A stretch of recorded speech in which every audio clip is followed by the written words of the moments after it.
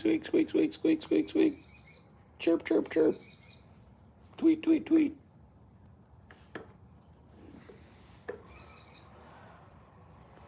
I agree, Birdie. I agree, Birdie. And furthermore, tweet, tweet, tweet. Tweet, tweet, tweet. Squeak, squeak, squeak, squeak, squeak. Squeak, squeak. Squeak, squeak, squeak. Beep, beep, beep, beep, beep.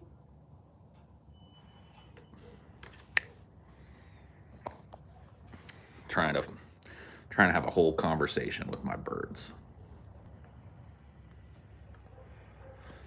Yeah, I'm not your friend, gentlemen.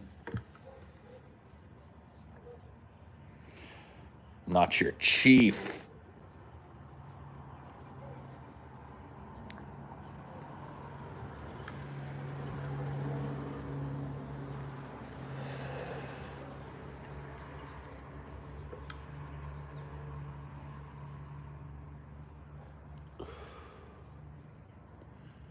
I'm not your chief, Indian.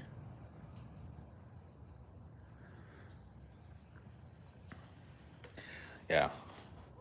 I'm not that guy. I'm not the one. I'm not the one. Okay? I'm not the one. All these little performative, aggressive things that people say to each other. I'm not the one.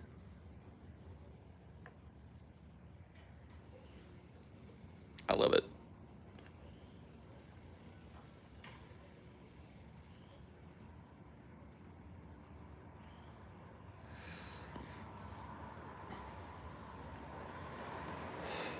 Sometimes it works, I guess. I guess it sometimes works. Got some coffee brewing. I'll go check on that. Maybe get myself a sweater too, because it's chilly out here.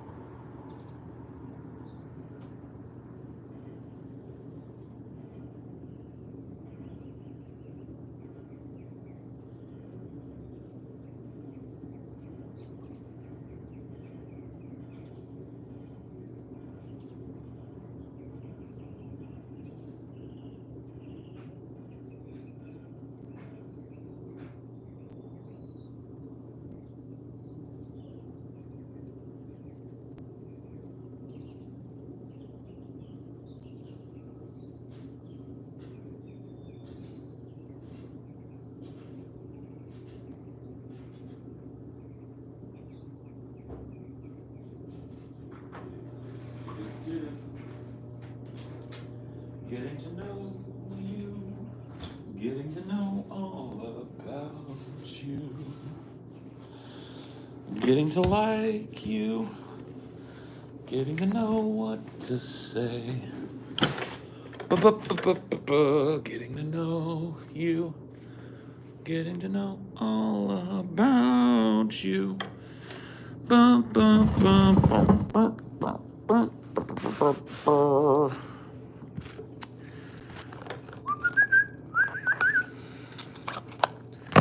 Side by side.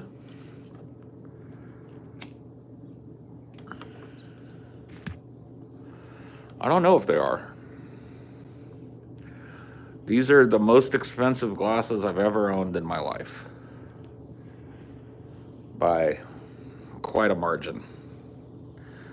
They are Gucci shades. Gucci shades. And they may very well be perfectly round. I don't know.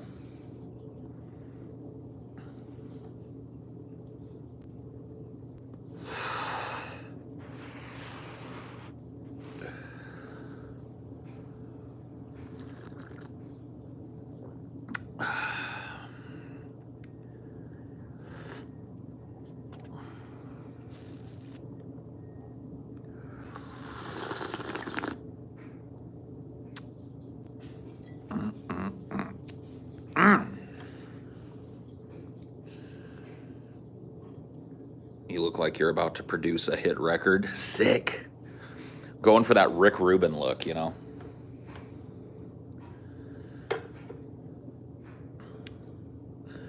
Yeah, I did the aviators for a long time, and I was actually looking for another pair of aviators. I was just going to get another pair of Ray-Bans. I went to this sunglass outlet in Pismo, and they had so many cool designer glasses and stuff. I ended up spending like an hour in that store trying on different glasses with Amelia. And I kept coming back to these. I kept going like, man, I fucking love these glasses. I like the color on them. Like, it's kind of hard to see, but they've got like the Gucci green and red. So, and then they've got these little details like this. And then they've got like the Gucci cicada. Like all this little detailing stuff. I was like, man, I like these glasses so much. And so I ended up getting them. I would never have bought myself these glasses if I wasn't like a person that's good with glasses. Capitalist, yeah. Yeah, I know. I spent money on a thing, ergo, I'm a capitalist. We're all capitalists, my friend. If you weren't a capitalist, you wouldn't have the money to speak to me.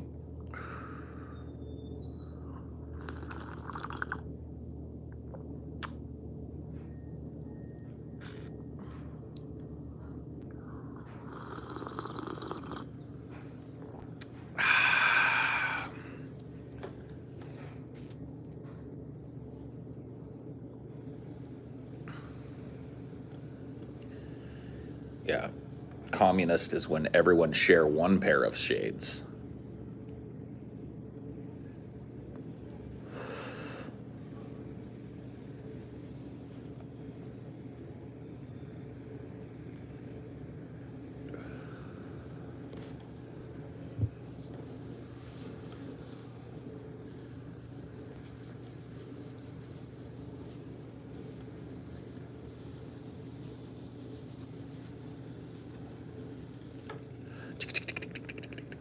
Socialism is when no house, yes.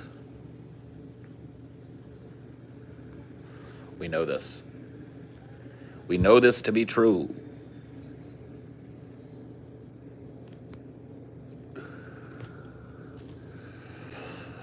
We all know this to be the truth. Socialism is when no money and no house.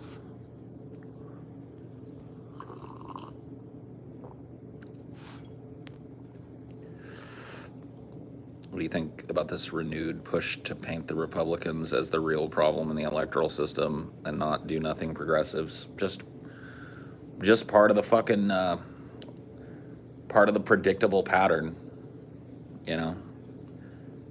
I have not watched Squid Game. No, I really am adverse to having a Netflix subscription.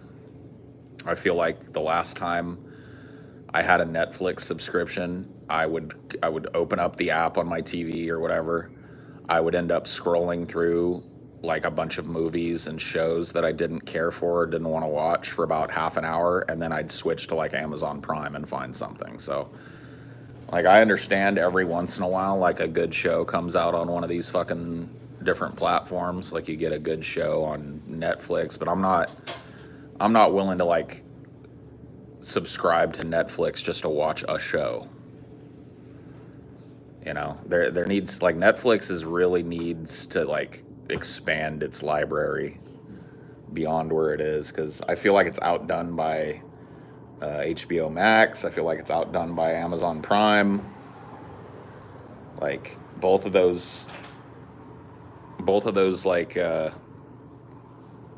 guess movie collections that you can subscribe to are way better than Netflix. So Netflix just didn't fight hard enough for exclusivity. Like they used to be the only ones with Mad Men. Now they're not. They used to be the only ones with fucking American Horror Story that wasn't fucking FX. no, they're not. Yeah, it's true. I feel like Netflix will give anyone a show. You guys honestly might be able to sign a Netflix deal. I'm doubtful, but yeah, Netflix is definitely a lot of these places are. If you go to these, what do we call them? Streaming service. Streaming services. Okay, yeah, I guess. You go to these, like half of the shit you'll see is them throwing darts at the wall trying to see what sticks. Like HBO Max has got I think it's like Showtime exclusivity, and Showtime does like it's basically just cranking out like docu-series and shows. They're really like every one of these streaming platforms is trying to throw a million different shows to see what sticks. And unfortunately, not much sticks, you know. You get something like Squid Game that comes along. It's like clearly they probably had no hope that Squid Game was going to catch on the way it did, but it did. Well, they invested a shit ton in marketing that one. Too. Yeah, I guess so. That was the one that they. It's like their next Orange is the New Black, probably in terms of popularity. Yeah. I feel like pretty much all of these channels are chasing something that they've already had. Like they created this show that ended up becoming this kind of like phenomenon, made them a bunch of money. Orange is the New Black is a good example of that. Like everybody 5-6 years ago was watching that show and talking about that show. And since then, you know, they really haven't had much worth speaking of. It's more sequestered now. Yeah. I thought Orange is the New Black was good up until a point, and then it started to get, you know, I just kind of stopped watching it because it started to get a little too. I think, yeah, because I had seen the whole thing. I told you, like, to stop this season, it's fine. Yeah. So I liked the seasons that I watched of it. I thought it was a fun show, but It goes off the rails pretty bad. it was already going off the rails when we stopped watching it. Yeah. Slowly I but had to surely. stop when they hopped in the lake, basically. Yeah. Sort of glorified prison, but not a bad show. Sure, yeah. I mean, I don't think anyone is like, oh, I want to go to prison and be Orange is the New Black. Some people probably did. Yeah. There were probably people out there that like don't have many friends and don't have much to do that were like, man, maybe I need to get locked up. It looks kind of fun off in there. Netflix is worth it just to be able to watch Coven and Ultra Super Max HD. Get out of here. They did an amazing job ending that show, wrapped up many character stories in a way that most shows fail to. I wouldn't know. There's a lot of bullshit in between. There was a whole lot of bullshit.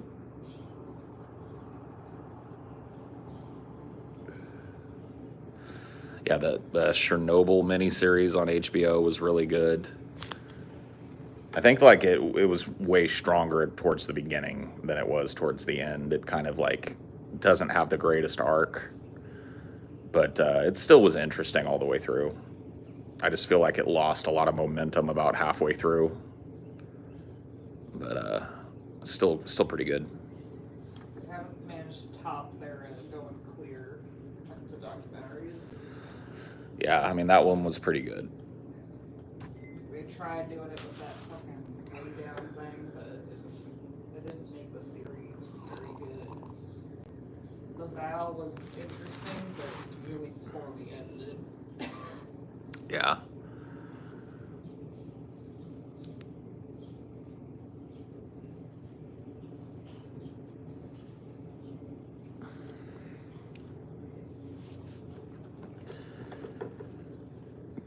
Yeah, I feel like finding that golden ratio is kind of tough because a lot of these like a lot of these docu series that they're doing, they're hoping that it'll be like a big hit, but they just drag because they're trying to fucking keep you on the hook for 6 episodes.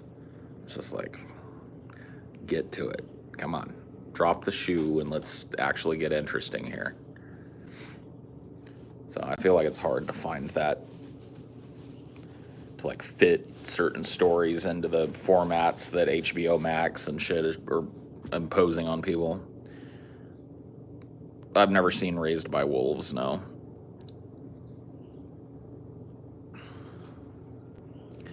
I watched the first season of House of Cards and then the part of the second season, and when it became like literal, like it just got ridiculous. Like I liked the show when it was all about like political intrigue and a little bit of skullduggery behind the scenes, but when it like escalated towards the end of the second season and beginning of towards the end of the first season, beginning of the second season, into like, not only is this guy like a crooked senator, but he's a murderer. Like he's literally just shoves people in front of trains and doesn't get caught. I was like, okay, I can't do this anymore. Like it was really interesting watching him jockey all these political kind of connections and, watch him change his attitude based on who he was talking to. It was really, like, I loved that show when I first started watching it because I really thought it was an interesting character study, and then it just went off the rails. It was like, yeah, he's not only a scumbag politician who will do anything, he'll literally do anything. He'll shove somebody in front of a fucking train. Okay. All right, buddy. Netflix's live-action Witcher adaptation was just tragic. I think there's a true hunger for new titles and investment in new properties, maybe.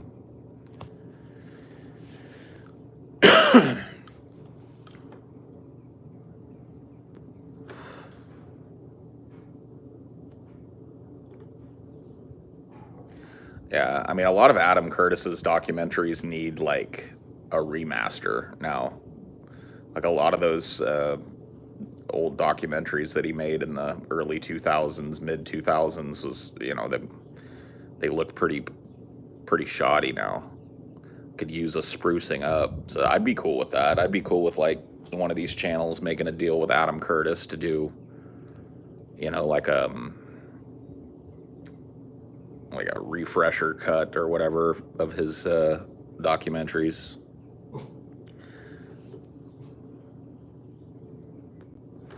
I'd be down with that. Tiger King was good. That's just another example of like a docuseries that had enough craziness in it that they could give you little drips and drabs and keep you on the hook for the whole season, you know what I mean? Like it was paced really well. But it was also like, it had to be like one of the most insane stories, just stumbling on a story like that. Pretty crazy. But yeah, it was good.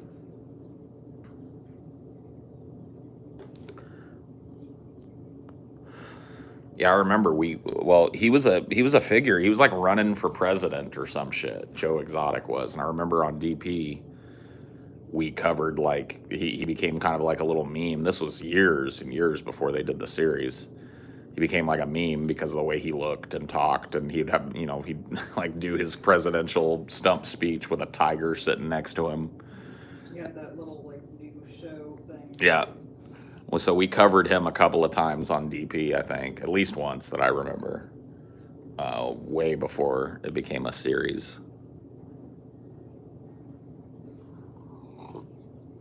Do you think the woman whose chimpanzee mauled her friend should get a docu-series? It might be interesting. I feel like it kind of has been covered before, hasn't it? I mean, it's been covered, like the news story. Everybody knows all the details of the news story and shit, but that's true for a lot of documentaries, like the deep dive, getting like exclusive interviews with these people, and it could work. I don't know that it should be like a 8-episode series or some shit, but maybe like a 2 or 3 episode little mini series or whatever the fuck. Cover some of the other exotic animal accidents that have happened, you know what I mean? It is so fucked up that like you got in trouble with like giggling over the audio of that, but like look at how many people laughed at like the Lorena Bobbitt thing. I know. It was like I wasn't in trouble with anybody other than YouTube. Yeah. Like my fans, none of them were like, "Oh my God, Paul's gone too far" or whatever. It was clearly just like a really dark joke. It was that audio over gameplay from a fucking N64 game, Ape Escape, and it just, it tickled me. And that was only a problem to YouTube. YouTube consider that bullying, which, whatever. You know what I mean? Not how you can bully a dead woman, but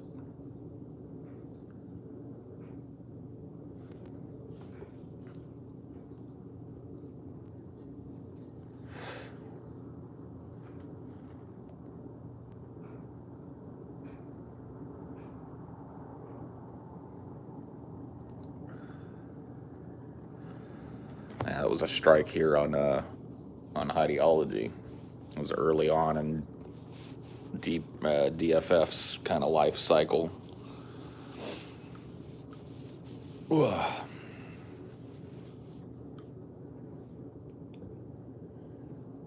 What are you doing, Dee? What are you doing, my little fluffy boy? Floof monster.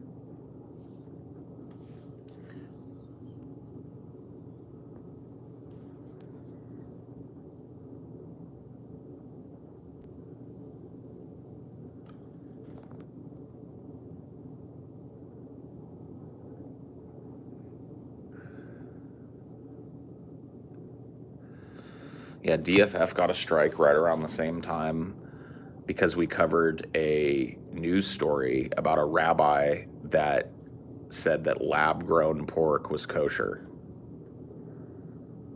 And that was flagged as like hate speech or some shit. Yeah, YouTube is crazy. Your thumbnail on that might have been a little extra. Maybe. Do you miss the more debate-based episodes of DFF? Debate-based? Like what? Give me an example.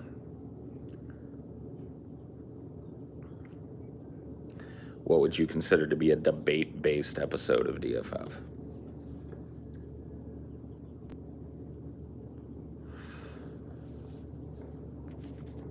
I feel like we break out into arguments and debates during a lot of episodes.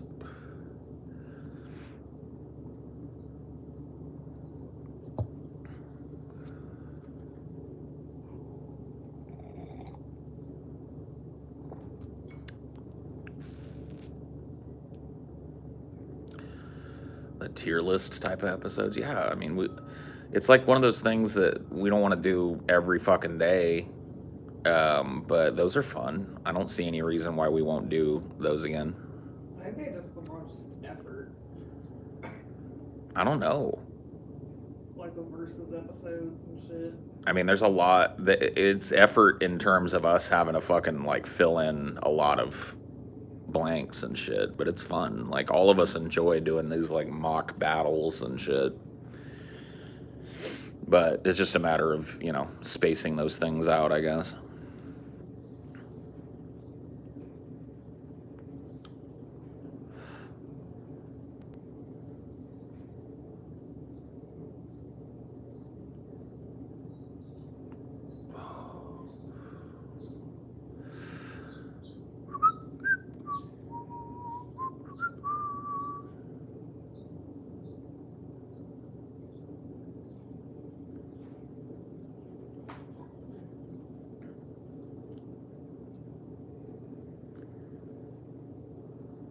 Got my mini-sode done today.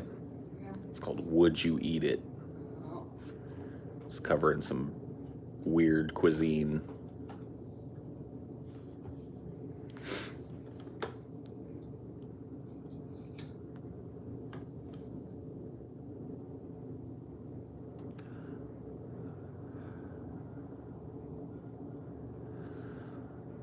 I'm hoping we haven't covered it before. Like when I was pulling it, I was like, have we done one of these before? I can't remember doing one, but I mean, maybe in like the vein of like fast food. maybe. If it's not fast food, No, it then isn't. it's fine. It's just like weird cuisine from around the world. Ever think you'll return to a pre-recorded video style on your personal channel like you did in the old days?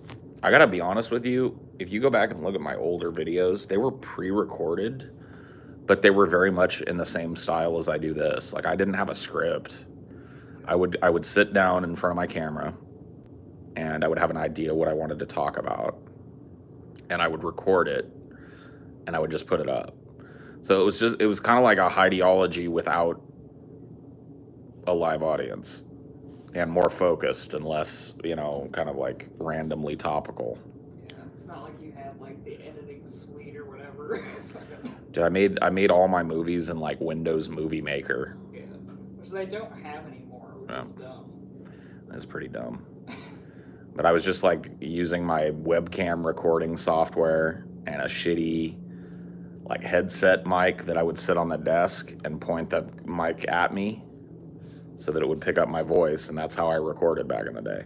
Like I would pull, like when I was doing video responses to people, that was the one that I put the most prep into, because I would go through their video and I would basically open a new tab for each timestamp that I wanted to hit, and then I would go and let them say whatever they said, and then I would respond to that, and then I'd move on to the next one. So it was like, that took a little bit of prep because I had to go through their whole video and find the salient points. But in terms of my actual response to it, that was all real time. Like I didn't script it. I didn't rehearse it. There were a couple of times maybe that I like would redo a video. Like I'd get to the end of it and I'd think, I could do that better, and I'd go do it again. But most of the time those were one take Johnnies.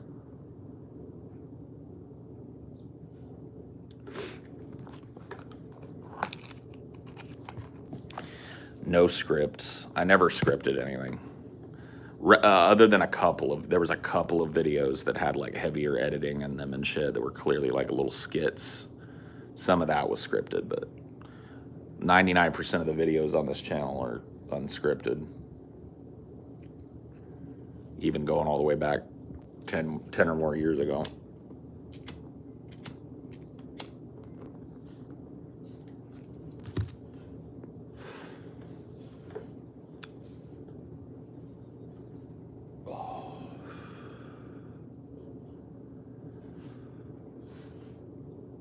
Was what depression feels like scripted? You're talking about the window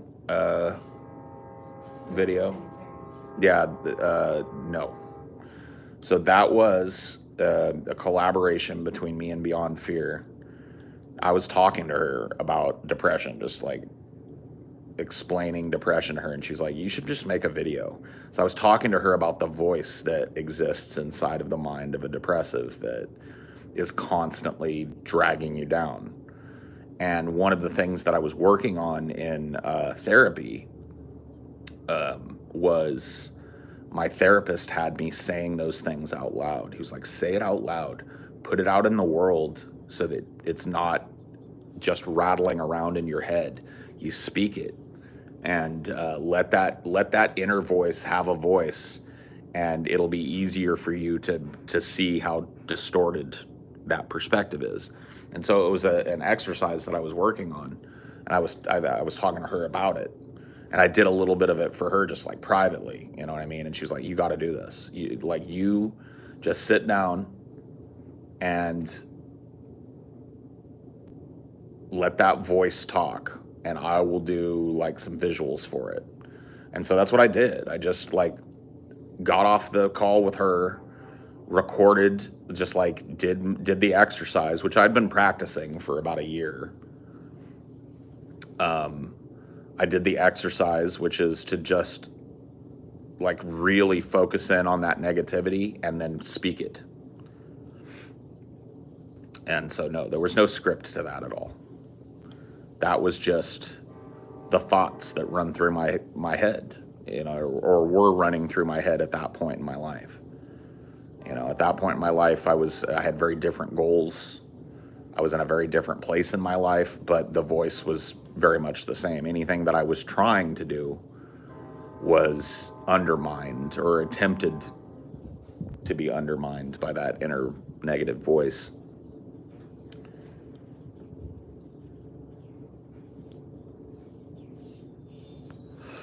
It's one of those videos that really goes to show you that, like, most people are capable of being way meaner to themselves than even other people are. Like, nobody can cut you to the quick like you can. Nobody knows all your buttons like you do. And when you've got a disorder where your brain is kind of turned against you, turned against itself, you can be spectacularly mean and uncharitable to yourself. And some people are, just for years and years. I know I was. Still am, to a certain extent. Irrational criticism that doesn't seem irrational until you speak it into the world. Mm-hmm.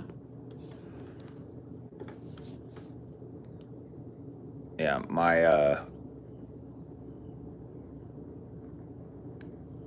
my counselor, he really had to work with me, because he told me something one time that I just fucking outright dismissed the first time I heard it. He was like, negative self-critique is a worthless waste of time and energy.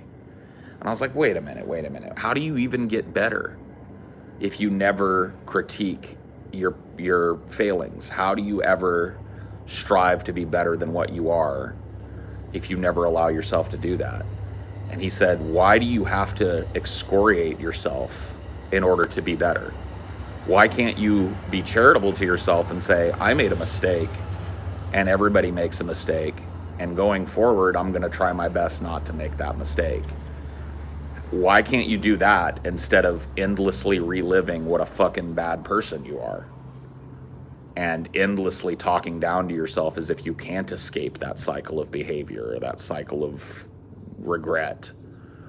And it was a huge moment for me. Like, it seems really simple explaining it now, but I got to tell you, man, where my head was back in those times, this was like a revelation to me. Because it's true.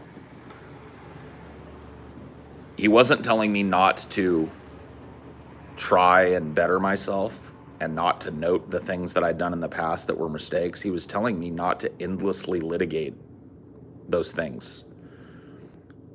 He would compare, because I was, during a lot of a huge chunk of our time together, I was also on jury duty. He would compare what I was doing to myself to a court case.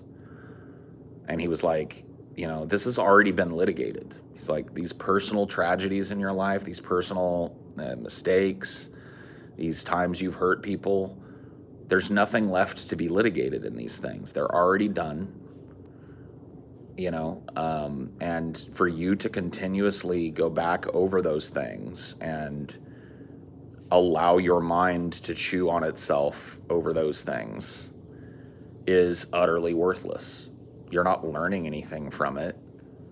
You're not, you clearly aren't gaining any better sense of how to avoid those things in the future. You're just playing the role of the prosecutor against yourself.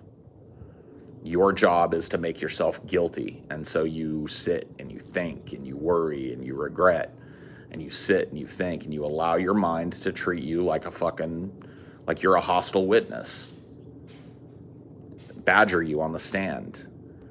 And he's like, and for what? For what jury? For what justice? For what judge? It's all you. And it was like, whoa. To me, that was just like revelation handed down from on high. It was one of the many things that he said to me that changed the course of my fucking life. because it's so fucking true. There is a difference between noting the mistakes that you've made and going forward with a new resolve not to make those mistakes, and putting yourself on trial for your mistakes constantly and allowing all that negativity to creep in constantly. There's nothing to be gained. There's nothing actionable by saying, oh, I'm an awful person. No. In fact, he said almost that exact thing to me. He's like, what? Like, okay, so you're a bad person. You're an awful person. What is that? How does that change your day-to-day life, or how you're going to move forward from this point? If you're an awful person, can you just not move forward? An awful person is done. If you're truly an awful person, you're wasting your time here with me.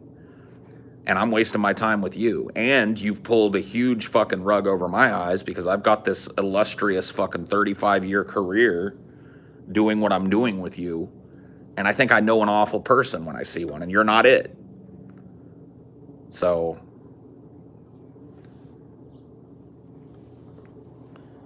I don't know. It was just a very interesting switch of perspective for a depressive. And that's where that video came from. An exercise that he taught me.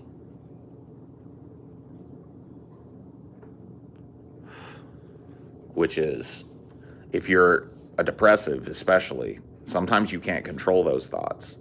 And so the exercise back then, and I don't have to do this anymore, was to speak it out loud in order to make that real world connection with what's going on in your head, because you get locked in like basically a fantasy world. Depression stacks. It's like you start with this baseline thing that you're depressed about. I was wrong to this person, or I made this mistake, or I fucked up a job, or whatever it is. And that's the incident, and that happened, and that's real. What depression does is it takes your analytical mind that looks at that and piles all of this shit on top of it. Blame, shame, fucking all of this stuff that's all basically just a rap sheet on yourself. Here's why I'm a horrible person, because this happened. I'm fucking stupid. I'm lazy. I'm incompetent. I'm never going to get anything done. I'm a dreamer that never fucking follows through. Whatever your mean mind says to you, right? And now it's so hard to actually drill down through those layers of shit that your depression has added on top of what was just a normal human failing. Every human being fucks up. Every human being says things they shouldn't. Every human being, is wrong at some point, makes a bad decision that has bad repercussions in their life. It happens to everybody. So that's what you're dealing with. Normal human experience, but a depressive has all of these layers of garbage that they have to drill through in order to even get to the real point. And so the idea of speaking that inner voice out loud is to put it in the world. And I'm telling you, man, it works. When you speak that shit out loud, you'll start to feel defensive of yourself. When it's happening in your head, very easy to get locked in. You speak that shit and you're like, what? Writing it down too. Yeah, that's another thing that I would do is just, you can, if that's how you prefer to do it, or if you're in a place where you can't, like, I'm a fucking failure and I'm a worthless human being and I'll never amount to anything. It's like it becomes so much easier to challenge those things when you speak it out in the world and make it real. Your brain has a way of, especially the brain of a depressive, elevating these things in your life. And when you speak it, you put it out there in the fucking real world, you can challenge it. It becomes real. It becomes an idea that you can go, wait a minute, I'm not a fucking bad person. Let's challenge that.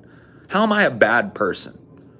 Yeah, I've made some mistakes in my life, but look at this person that I was good to, and look at this person who I helped out, and look at this relationship that I've got that seems mutually loving, and look at how I am to my animals.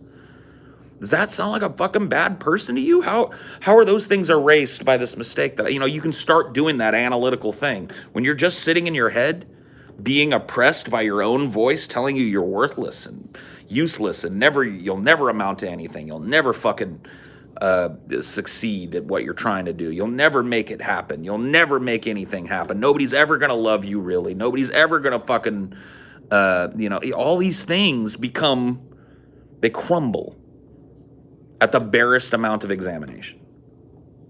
And so that's a big lesson, Right, D? Yeah, I always think you're the bestest person in the whole wide world. Yeah. D don't care. He loves Dad no matter what. No matters what. That's why animals are so good for both of us. Because they have pretty damn close to unconditional love. Yep. Closest thing, I think, that we get.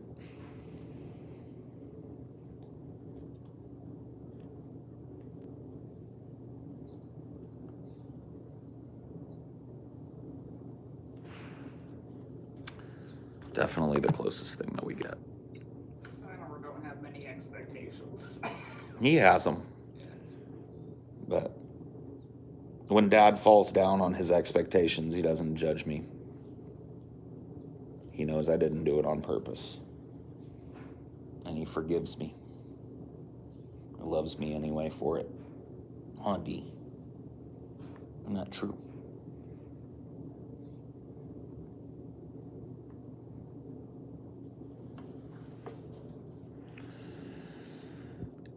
Where did I get these shades? They're slick. I got them at Sunglass Hut outlet in Pismo. The Pismo outlets, there's a bunch of like brand name kind of, how, I don't know if you've ever been to an outlet mall or whatever, but that's kind of the point of them, is like outlet malls oftentimes will get stock that isn't selling at the premium outlets. Like these shades here, they're cool. Most people aren't going to wear them. They're a little ostentatious, right? So they ended up at this outlet. These are Gucci. They ended up at this outlet mall because they're a little ostentatious. They're cool. They've got a fucking slick brand behind them, but, they weren't really selling at the original price. So you go to an outlet mall and you get them. So that's where I got these bad boys at. I'm not a big brand type of guy. This is the only Gucci that I own. You know what I mean? I'm not the type of guy that would wear that, but I just really liked the way these shades fit me and looked.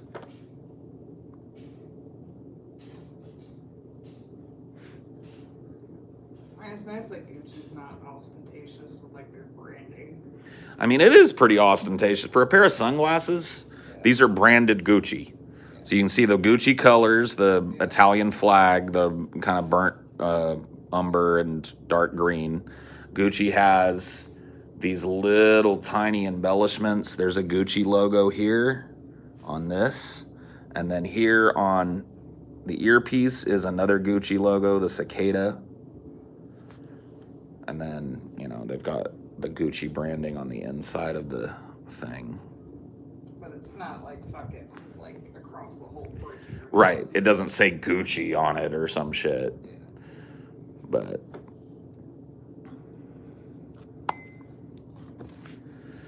go to the premiere of House of Gucci rocking these. I should.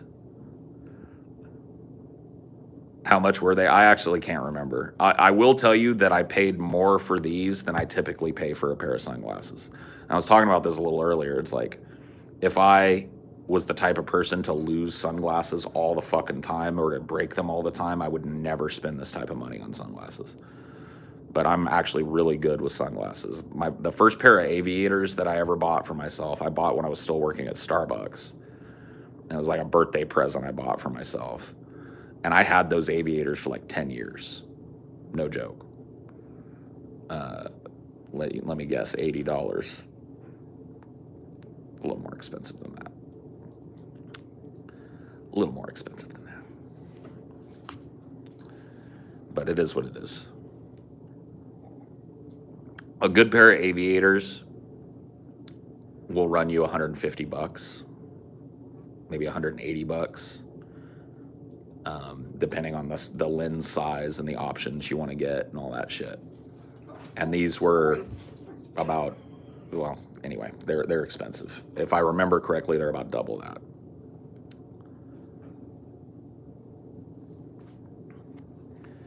Well, like, Amelia's got a bunch of like different sunglasses, right? That none of them, except for the pair that we got her the same day I got these, are very expensive, but they've lasted forever. So this whole like gas station sunglasses don't last thing. I don't really think that's true. I think some people are just hard on glasses. Like, I'm always aware of glasses because I don't want them to get scratched up, and because I've needed them my whole life to block out, I've always gotten like pretty severe headaches from like photosensitive headaches on bright days, or when I'm near concrete that reflects a lot of fucking white light back up into my face. Like, I've worn sunglasses since I was in middle school to deal with that. And so, I've learned how to treat them.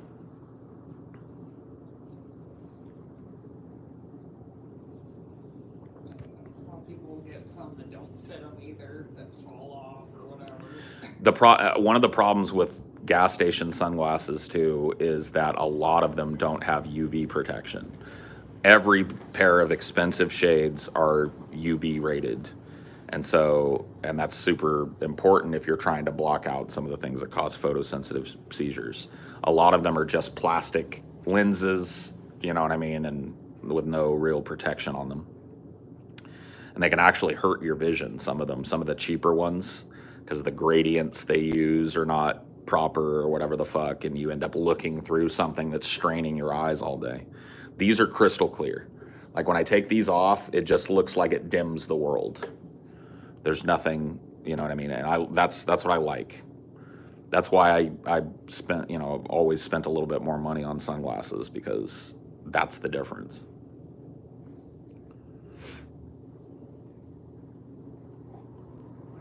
There's no weird artifacts. There's no weird, they're very good at like blocking the rays that I need them blocked.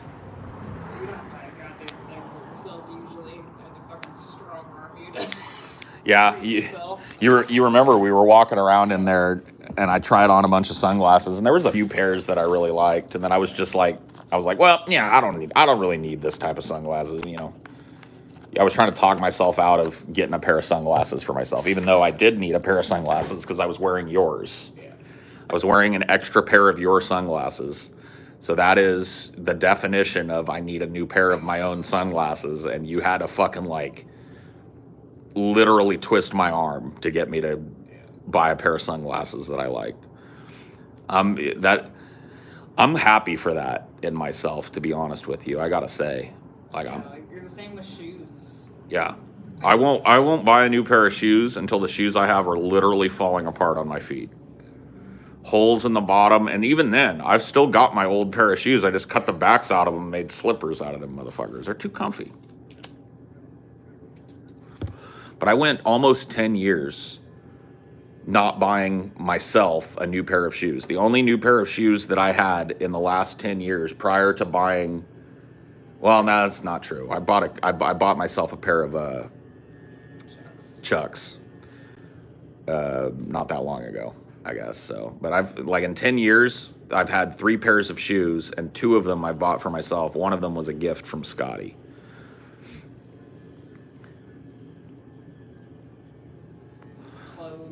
That's one of my. All your clothes are like gifts, basically. A lot of them are, yeah. I always tell people when they ask me, like, what do you want? My answer is always like, I don't really want anything, but functional shit is always good for me. Like t-shirts, pants, socks, underwears, whatever the fuck, because I don't buy that shit for myself. You know what I mean? Like sweatpants. I think the only piece of clothes that I like routinely will purchase for myself is hoodies, and I've cut way back on that because I've got like 9 hoodies now. I don't need any more hoodies. I do like a hoodie though. But yeah, dude, that is one of my favorite Scotty stories, man. It really reveals like the type of person that Scotty is, like behind the scenes and behind the personality and the persona. we my ex and I had just moved from Texas to Washington State, and we were real poor. You know, we were not making a lot of money at the time, and we were just barely getting by. And I had a pair of shoes on my feet that was, you know, this is all I had. It was my one pair of shoes, you know, and they were old Airwalk shoes that I had bought 8-9 years before at that point, and they were just basically falling apart. And Scotty knew that, like, a lot of rain, a lot of puddles, snow and stuff happens up there. You gotta have a good pair of shoes. And so he saw what I was wearing on my feet when we got there, and he saw what my ex was wearing on her feet. Not much better, you know what I mean? And he was like, come with me, guys. And he took us straight to the mall, and he took us straight into the Timberlands outlet. And he was like, I want you guys both to pick out a pair of Timbs. And he bought us both a really nice pair of boots that we could wear in Seattle and not get our feet wet and stuff. And that, you know, just out of the goodness of his heart. Scotty's got a thing about that. I remember Scotty talking about somebody else's shoes falling apart on their feet. I can't remember what it was. Oh, I think it was Cody Weber. There's something about that with Scotty. It must have been something in his upbringing where it's like he and I think it's true. You look at a person's shoes, you can kind of tell how they take care of themselves, I guess, maybe. But he just saw that we didn't have the money, you know. And he knew that I wasn't going to be like, hey, could somebody buy me a pair of shoes? I was just going to tough it out with my fucking shitty shoes. And clean your Timbs. Yeah, my Timbs. Yeah, my Timbs need a good cleaning. So I'm going to need those where we're going for sure. Those are going to serve me well. But a pair of Timberlands, dude, I'll tell you what, I'll have those boots the rest of my life. Yeah. They don't wear. All you really got to do is hose them now, Mhm. honestly. They literally, like, I might have to replace the insoles in them at some point because those will fucking get funky. But, like, I'm talking about the actual structure of that boot. I will have them until the day I die. Yeah, I picked out a pair of black Timbs. I can't remember what my ex picked out. But we got nice, you know, both of us got a nice pair of boots. I got the all black Timbs. And they are just fucking rock solid, dude.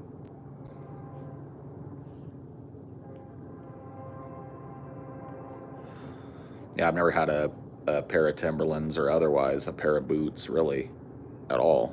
So, you know, having that. Scotty does not come across as a nice and kind person on the show. I think that's a shame that you don't see that in him. You know, Scotty's not maybe your typical nice and kind person.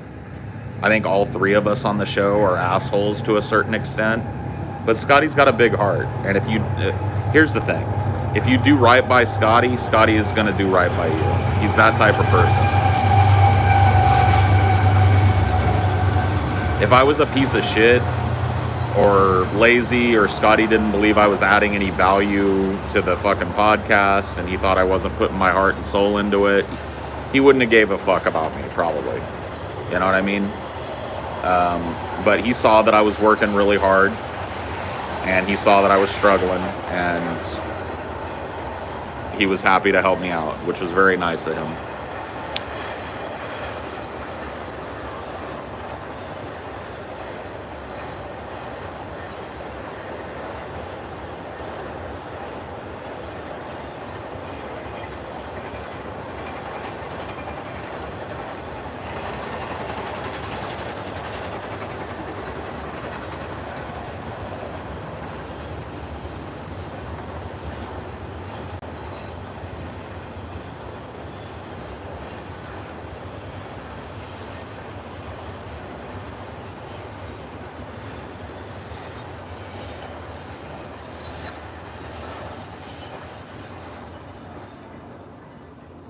Scotty for TJ's Veep. Yeah, dude. Kirk 24.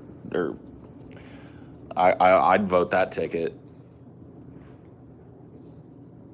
I'd vote that ticket because I believe it would genuinely be the heralding of the end of the world. Yes. TJ's fun, but world leader he is not. Oh. Depends on what your like goals are, I guess. If you're an accelerationist like me, TJ's the perfect president, man.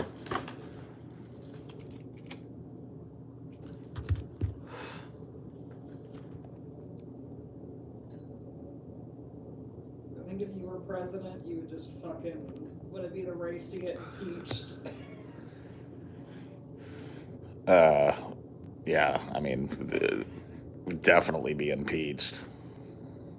Whether they'd actually succeed in getting me out, though, that's the question.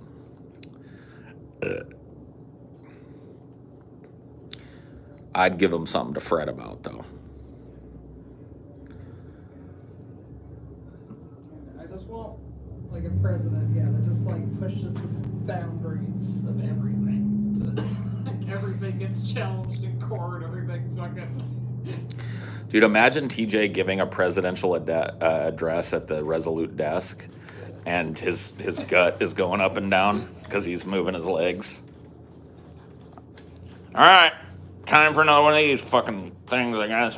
Anyway, hello, America. It's TJ, your supreme fucking goddamn motherfucking leader. All you bitches bow down. It'd be like, oh, fuck yes. Mwah.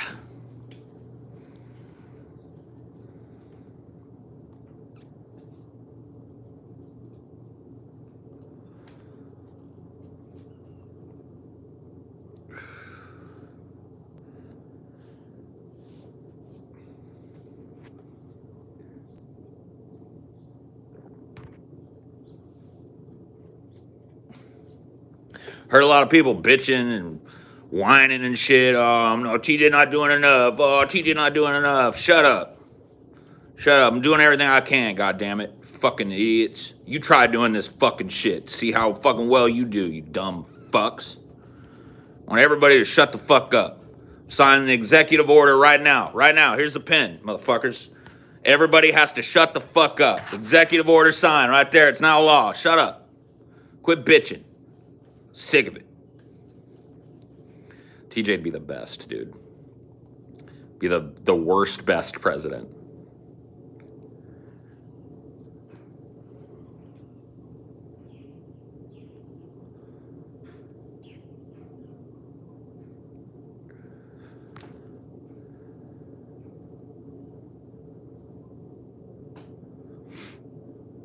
Three of you have too much baggage to be president. The press would slaughter you.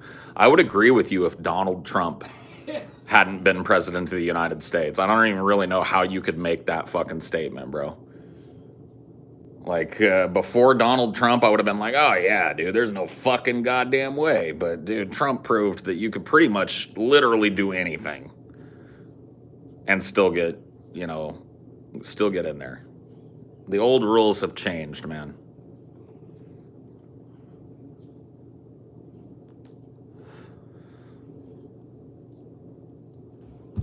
The banana. So Trump literally was dogged by rumors that there was a pee-pee tape out there. You know what I mean? Of him being peed on by our underage Russian prostitute.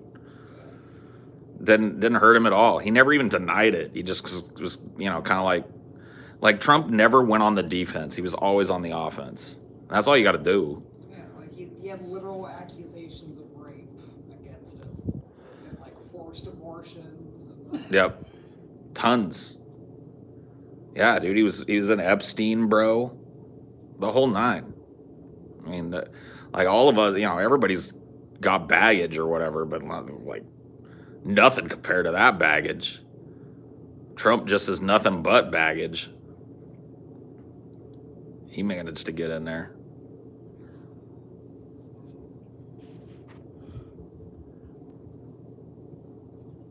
Yeah, Trump didn't play the false nobility game that a lot of other politicians play. Which is weird, because like right before that, Newt Gingrich got fucking shamed out of the running for divorcing. Yeah. And then they picked Donald Trump. It just goes to show you that Newt Gingrich failed himself because he tried to paint himself as this super righteous dude. Trump just owned it.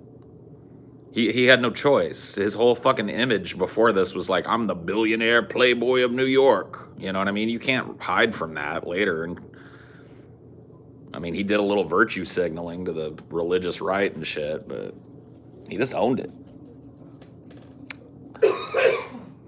Well, time for me to go. See you guys later.